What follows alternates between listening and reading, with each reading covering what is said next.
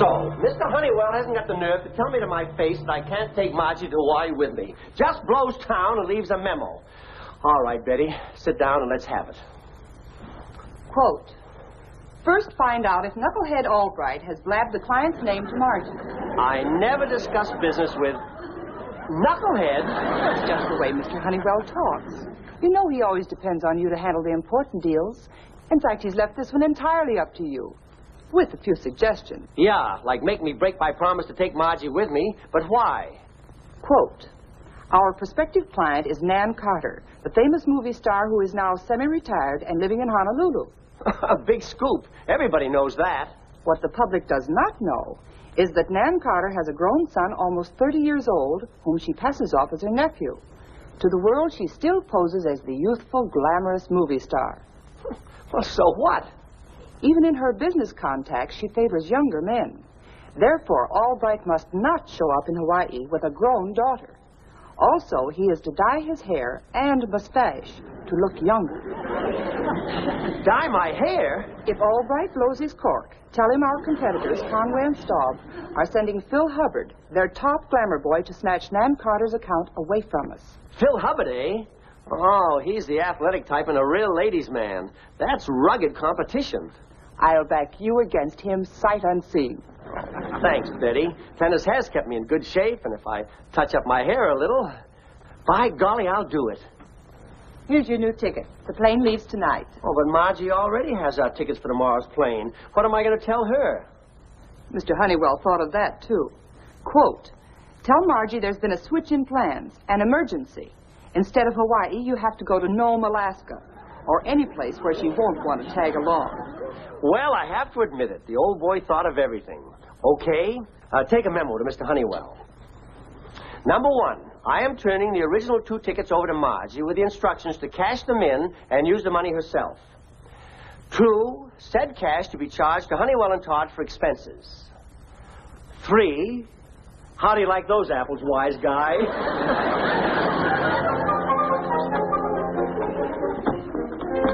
Now, don't fall for any of those Eskimo girls, Dad. Oh, you're a piece to take it like this, honey. Now, remember, turn in those plane tickets and the money is all yours. Thanks, Dad. You're swell.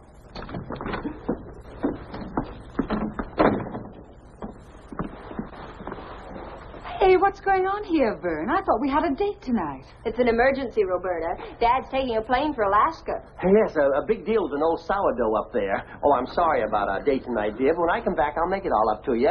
Well, aloha. Mush.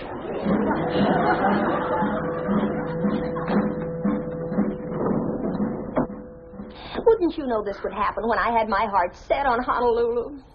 Well, here's a consolation prize anyway. Dad said I could turn these tickets in and do anything I like with the money. But all I really wanted to do was go to Hawaii. Well, what's stopping you? Huh? You got the tickets, and he said you could use the money any way you liked, didn't he? That's what the man said. And inasmuch as there are 2 tickets, and out of deference to your dear departed father, I wouldn't think of letting you go without a chaperone. We'll start packing. Our plane leaves in the morning.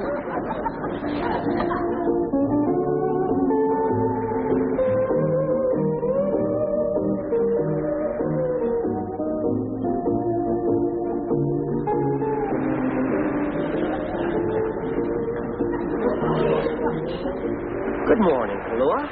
Am I the first one down for breakfast? Miss Carter will be down any minute. I'll work up an appetite with a few big gulps of this marvelous air.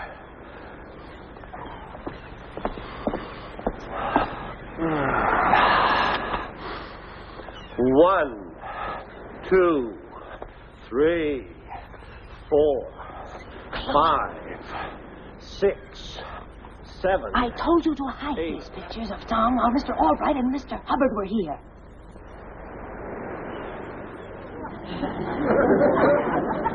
I'm sorry, Miss Carter. Put it away and get out the ones that Tom signed your loving nephew.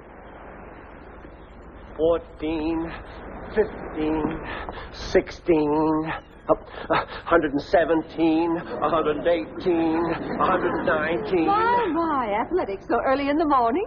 Oh, it's this air. It makes me feel like a kid again. Nonsense, darling. You feel young because you are young. Why, you could be the leading man in one of my films. Tall, handsome, and not a gray hair in your head. I imagine there are a few underneath. Appearances are deceiving sometimes, like the woman who was a decided blonde. Oh? You should have seen her before she decided. Well,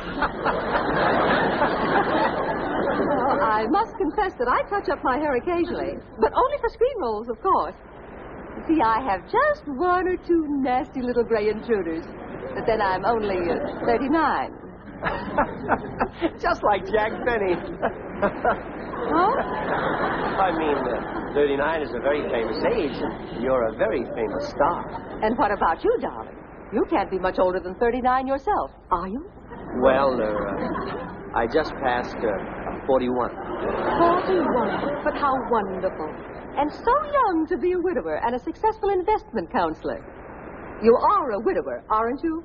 Oh, yes, that's true. I mean, that's true. Free, unattached, and 41. We're two of a kind, darling. Unattached and lonely. All I have is Tom, my nephew. Do you have children? Yes, just a daughter. Oh, she's a sweet little thing, but I had to leave her home with a nurse. She's too young to travel. Oh, just a baby. How darling. I'd love to see her if she's anything like her young, handsome father. Oh, you must come to New York sometime. Honeywell and Todd believe in the personal touch with their new clients. Not so fast there, all right.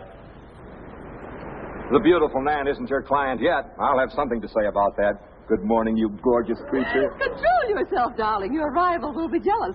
Business rival, I mean, of course. Do you know Philip Hubbard? Do I know this old goat? Hiya, Vern. What do you hear from the old age convention? Oh, so you're old friends. How divine. Not friends exactly, but we've met in a business way. Say, you know, there's something different about you, old man. You look a lot younger than I remembered.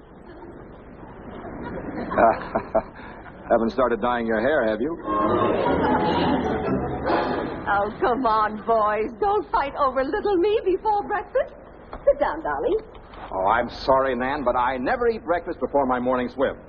How about you, Vern? Care to dunk the flab? No, thanks. I'll sit here with Nan. Oh, don't be an old fogey. It'll do you good. Come on your feet. I'll help you. See you later, beautiful lady.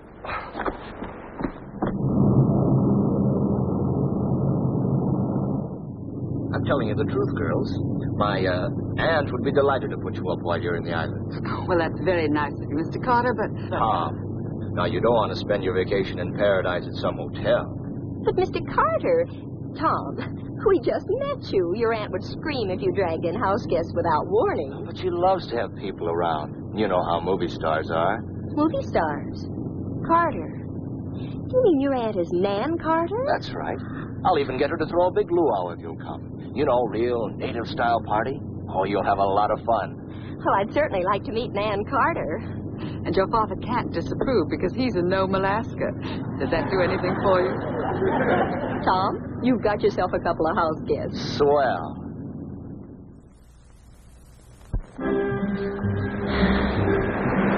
Just listen to that ocean roar. Sounds like Dad when I've done something I shouldn't. Now, there's no reason why we shouldn't have accepted Tom's invitation. And besides, we've never met a movie star.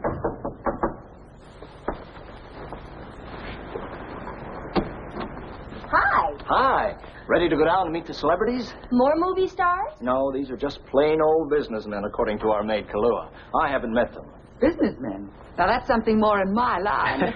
Well, I'd better warn you, Roberta. Andy's probably got her eye on one of them, if not both.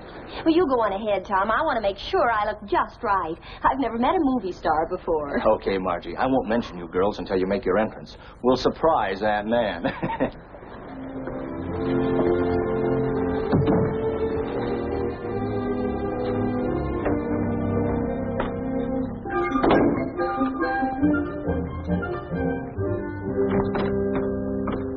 Come on, Roberta.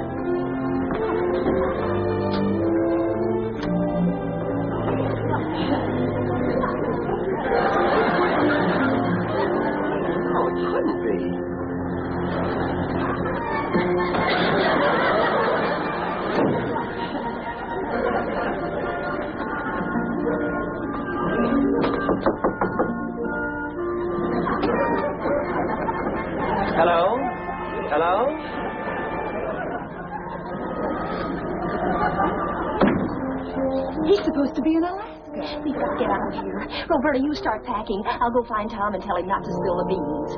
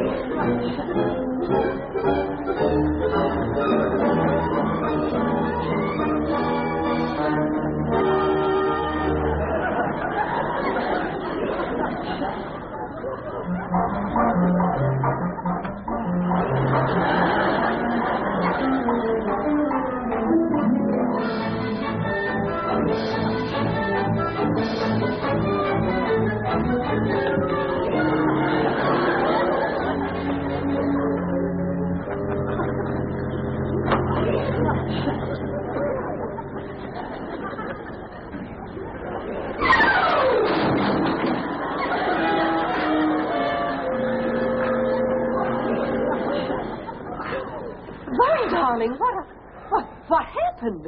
Well, you see, the screen was moving across the room, and I pretended I didn't see it until I had a chance to sneak up on it, and Drunk. Plain, stinking drunk. Oh, you must be Nan's nephew that I've heard so much about. My name is Albright, Vern Albright. Albright? You wouldn't have a daughter, would you? I came over in the same plane with a Margie Albright. She and her companion are right upstairs. Oh, fine. I was just telling Nan all about my little... Margie? She is your daughter. Swell. I brought Margie and her companion, Miss Townsend, over for the luau tomorrow night. I knew you wouldn't mind. Why, of course not, Tom. I thought you said Margie was a baby with a nurse. Oh, I didn't say baby. You said baby. I just said little girl. and Roberta, Miss Townsend, she isn't her nurse. She's her companion, like Tom said. You did say companion, didn't you, Tom? Oh, I've got to stop them. I mean, little Margie will just be dying to see her daddy. Come on, Tom. We'll be right back, won't we?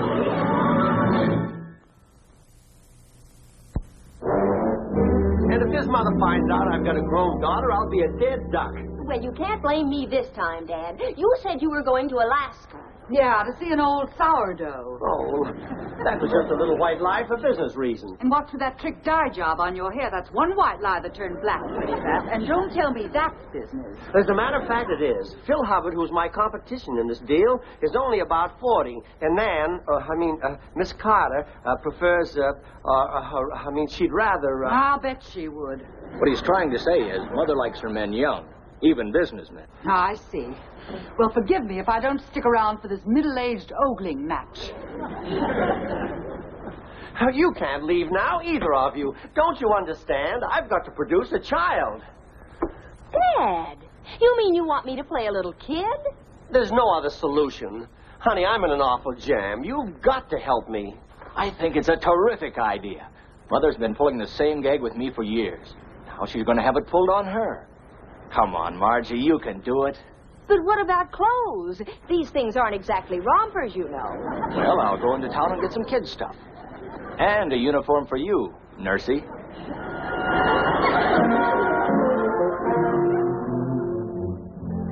I'm so sorry your little girl isn't feeling very well. I was disappointed I couldn't meet her last night. She's all right this morning. You know how children are. They recuperate quickly. As a matter of fact, she's gone for a walk on the beach with her nurse. Just how old is she, Dad? Margie? Let's see now. Going on 12, isn't she? That's what she said on the plane. Oh, that's right, Tom. Here she comes now.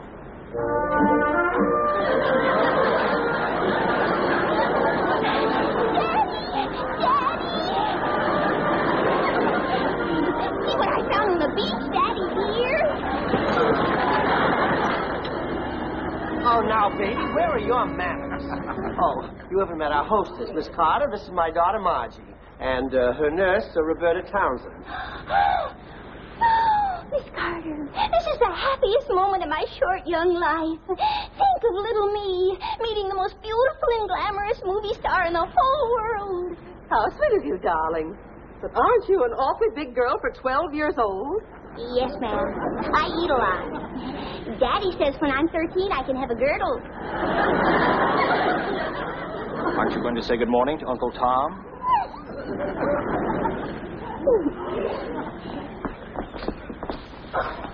Oh, I think it's about time I got married, so I could have someone like Margie for my very own. How about a kiss for your Uncle Tom? Pay for that lollipop I gave you on the plane. Tom, cut that out. Margie has a little cold, and you'll catch it. I'm just like Daddy. So affectionate. Oh, I think I'll go for a swim. Mr. Hubbard, telephone call from New York. Mr. Conway. Oh, boss checking up on you, eh, Phil?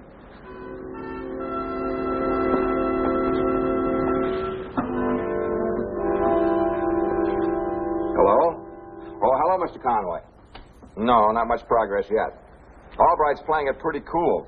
He even sent for his daughter to flatter Nan into taking his deal. Yeah, that's right.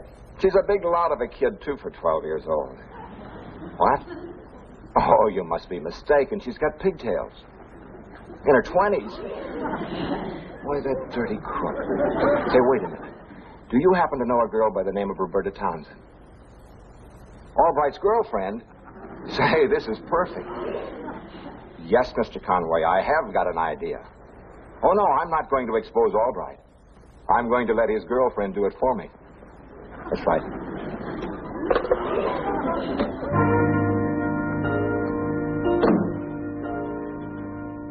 Hello, Miss Townsend. I've been waiting for you. I just couldn't bear to think of a pretty girl like you going to the luau without an escort. Mr. Albright will be pretty busy with his new flame as usual. And just how busy is he, usually?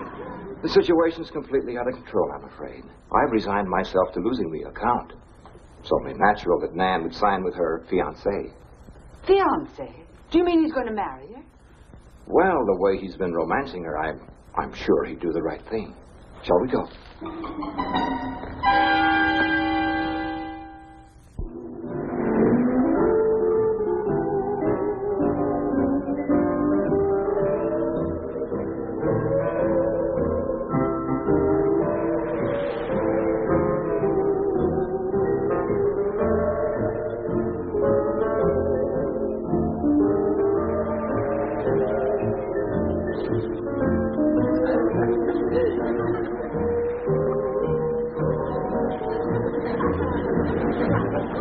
Look at him, sweet-talking that hangover from Silent Picture. Now, Roberta, take it easy.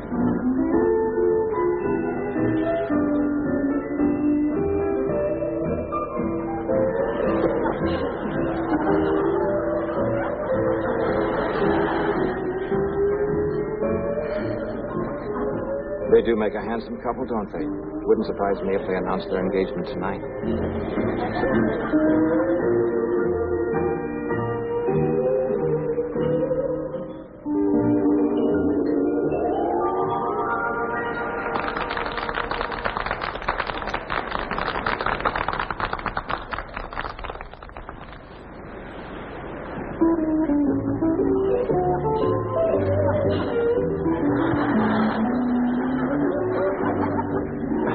Oh, Miss Townsend, it's past little Margie's bedtime. You better take her upstairs and tuck her in. And stay with her, won't you? Oh, darling. It's her first luau. Let her enjoy it a little longer. Oh, Miss Carter, you're an angel. Just like you were in Roses from Heaven. Oh, did you like me in that? Like you? I positively swooned. Pass me the cigarettes before I swoon. That dress you wore in the love scene was a living end. But then you don't need gorgeous clothes to make you look dreamy. Not with the divine figure you've got. I'm only 12, but golly, you look younger than I do. Margie, put that cigarette down. What cigarette? Oh, this cigarette. I was just lighting it for Daddykins. Margie, I've told you time and time again not to light my cigarettes. Miss Townsend, this is all your fault. My fault? Yes, you haven't been strict enough with her. Now, you take her upstairs at once and stay there. And that is an order. Come on, Nursey. Daddy's right. Margie did a naughty. You go ahead if you want to, but I'm not going to let that woman hook your father. Hook him? What do you mean? That Hubbard character told me that Pop's on the verge of popping the question. And if he does, what I'm going to throw ain't rice.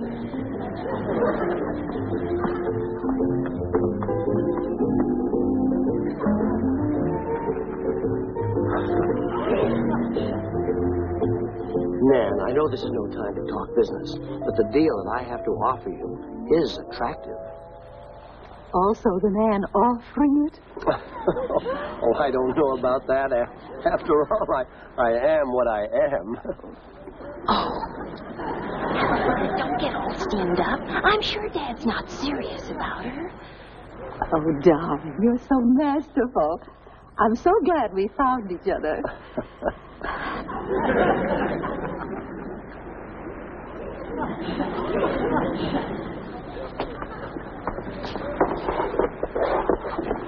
Roberta, what are you doing? I'm going to put out the fire. You don't want that for a stepmother, do you?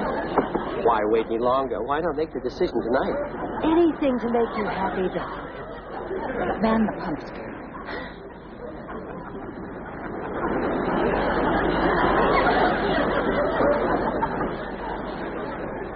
This will be quite a blow to my rival there.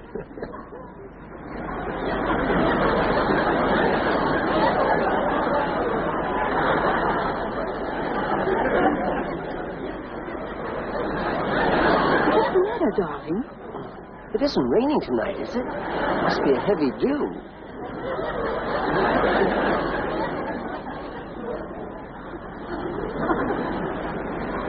You're right, darling. It's unusually damp for this time of the year.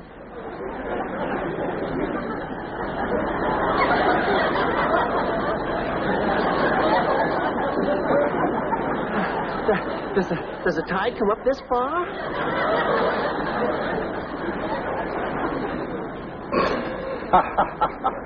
I'll put it in overdrive.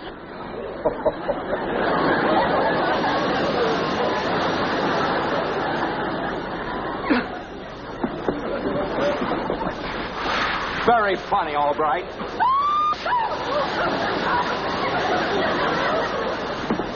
Oh, Nan, darling, I didn't mean to soak you. You idiot! You're just jealous of Vern. Get out! Get out of my house!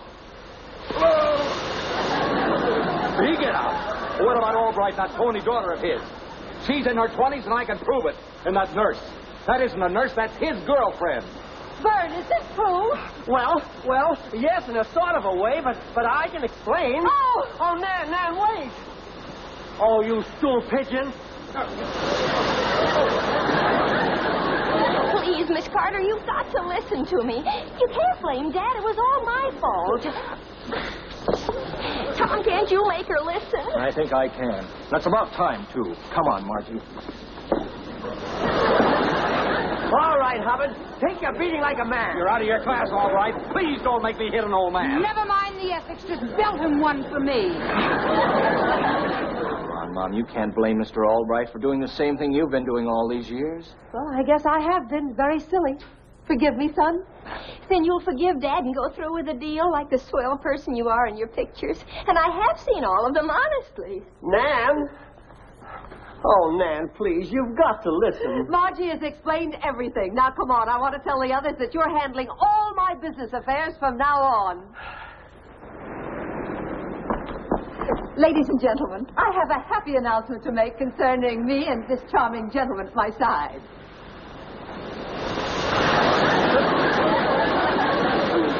You're thinking of saying I do to that woman. You'd better get a snorkel, too. Roberta, you don't understand.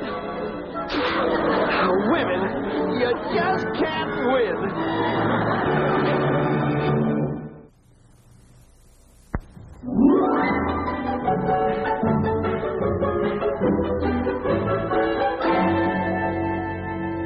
You know, Dad, I'm glad you let your hair go back to its natural color. You're much handsomer this way. Really? Well, thank you, Margie. As a matter of fact, Roberta likes it better, too. She says that the white is very distinguished. Oh, yes, Dad. And not only that, it's also waterproof.